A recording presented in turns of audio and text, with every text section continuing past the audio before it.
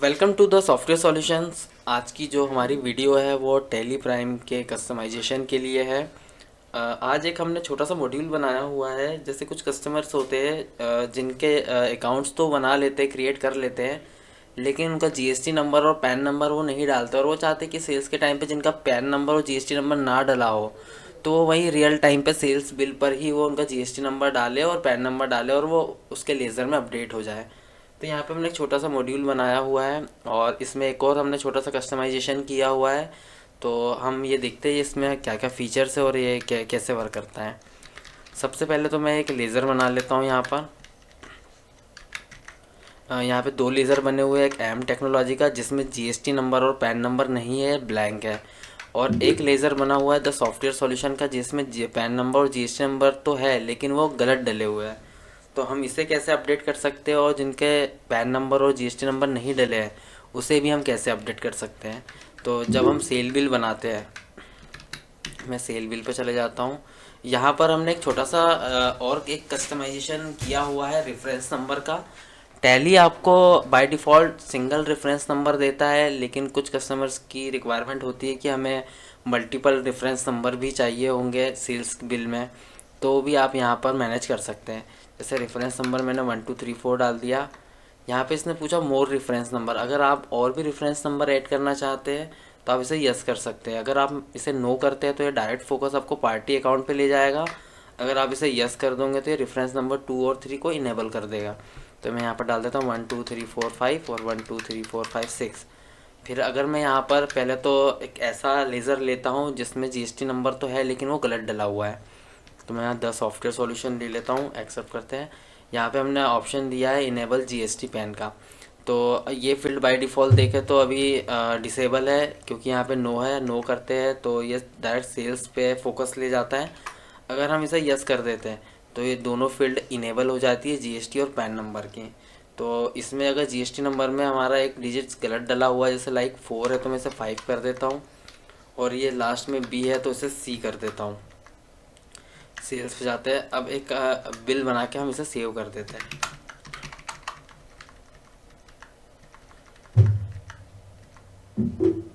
ये हमने सेव कर दिया। अब हमने यहाँ पे जो जीएसटी नंबर डला हुआ था वो गलत था, उसे हमने सही कर दिया।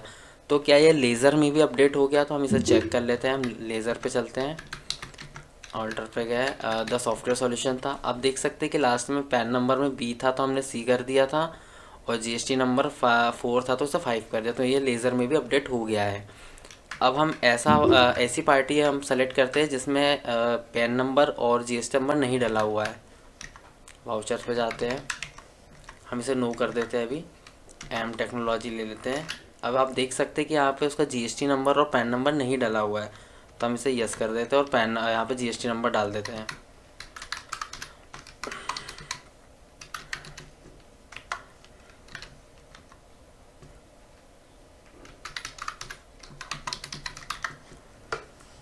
और एक बिल बना के सेव कर लेते हैं।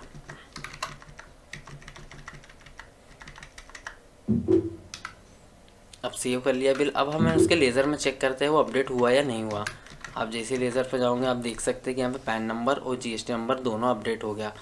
तो आप इस मॉड्यूल की हेल्प से जिनके भी अकाउंट्स लेज़र बने हुए हैं और जीएसटी नंबर और पैन नंबर अपडेट नहीं है, आप सेल्स के टाइम पे चेक कर सकते हैं कि बिल बनाते समय कि इसका जीएसटी नंबर है या नहीं है। अगर उसका जीएसटी नंबर है तो आप यहाँ, अगर उसका जीएसटी नंबर आपके लेज़र में नहीं डला है तो आप वहीं से सेल्स बिल से ही अपडेट कर सकते हैं। और सेकंड हमने जो इसमें एक कस्टमाइजेशन दिया था रेफरेंस नंबर का, वो आप सेल्स रजिस्टर पे भी आप चेक कर सकते हैं। मैं डिस्प्ले मोर रिपोर्ट्स अकाउंट बुक्स पर जाता हूँ।